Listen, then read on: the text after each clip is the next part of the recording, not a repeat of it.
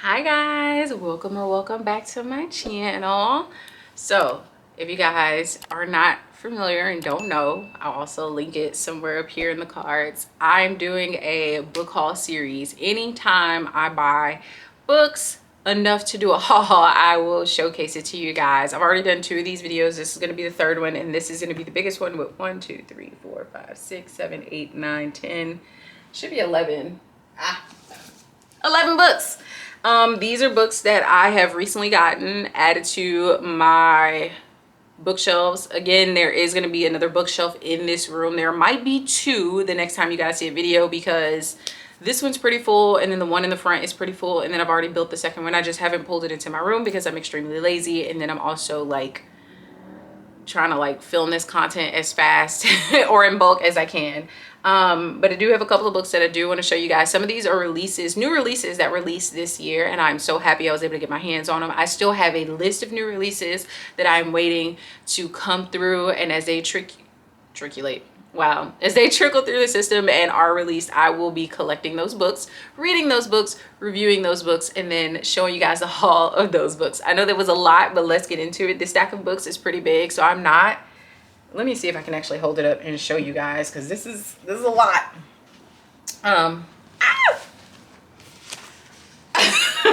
This is the stack of new books that I got this year for my shelves. We'll go ahead and start with the first one.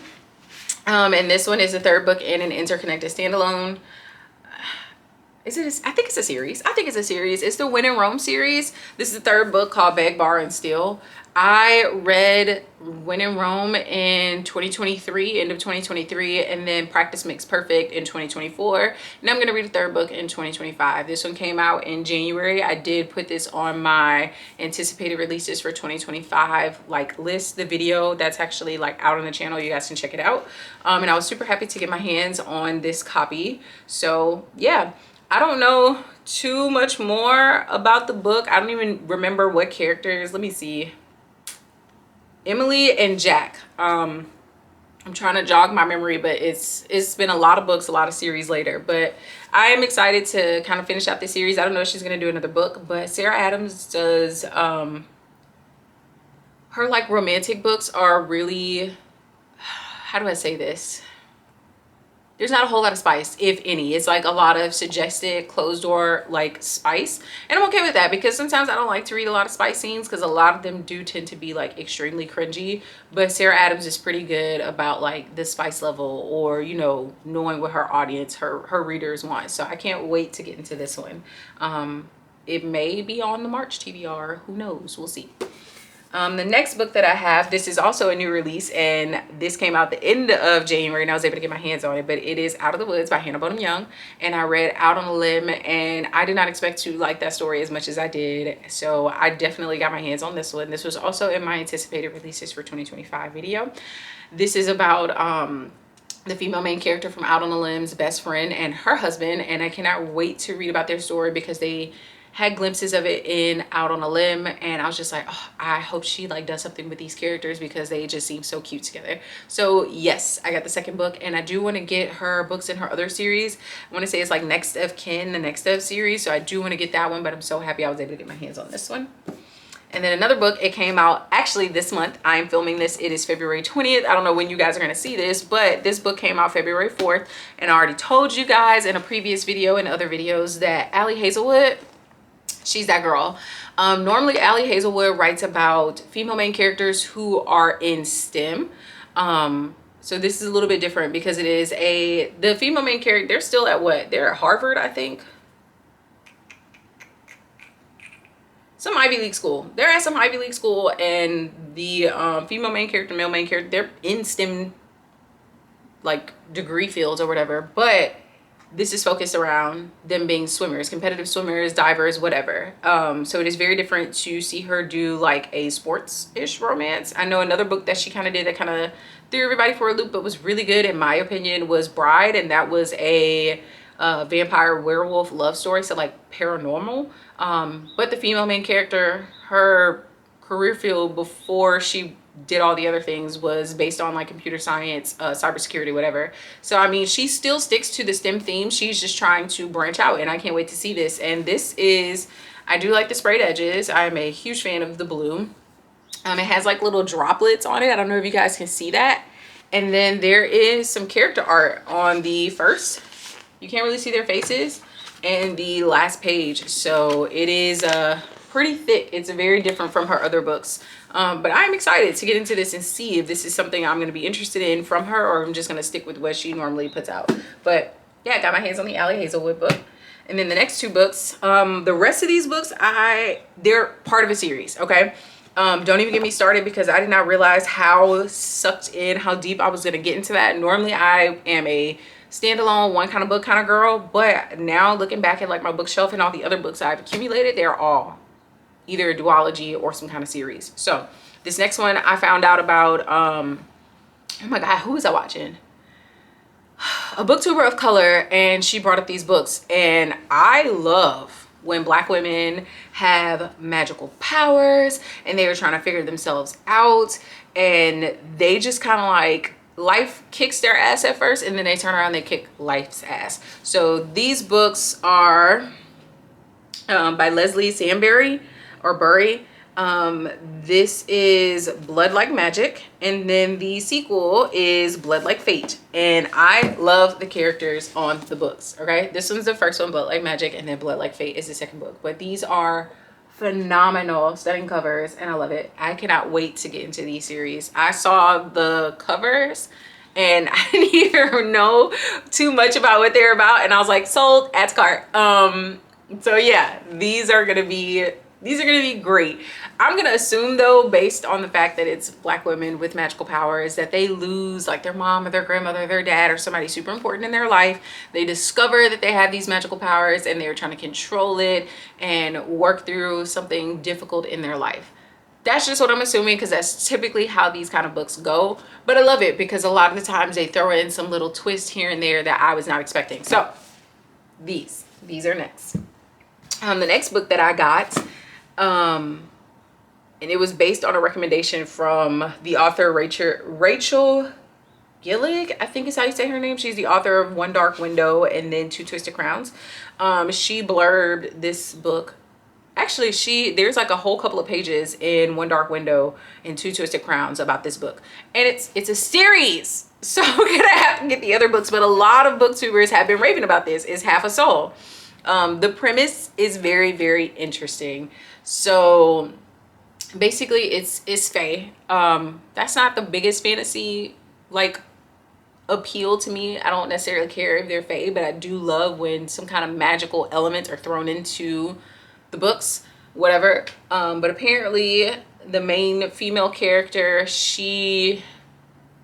when she was born, someone tried to steal her soul, but they only got half of it. So now she is trying to acclimate to life with only half a soul. So she does not operate normally, okay, quote unquote normally. And I was like, I need to get that in my life. I really want to see what like this story is about, and the fact that it, you know, has a whole magical community, magical elements, that kind of thing. I was very much intrigued.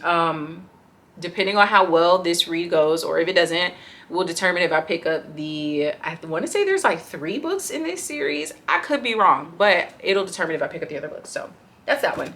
And then the other books that I was talking about, One Dark Window is actually in my February TBR, but I did get it at the start of 2025 when I was in Target before everything went on with all the DE&I cutbacks, rollbacks, whatever. But I got One Dark Window and Two Twisted Crowns. The thing that I heard about this that sold me on both of these books is the magical system, like how unique and how different it is compared to magical systems in other books. And I was like, that's all I need to know. Check, add to cart, good to go.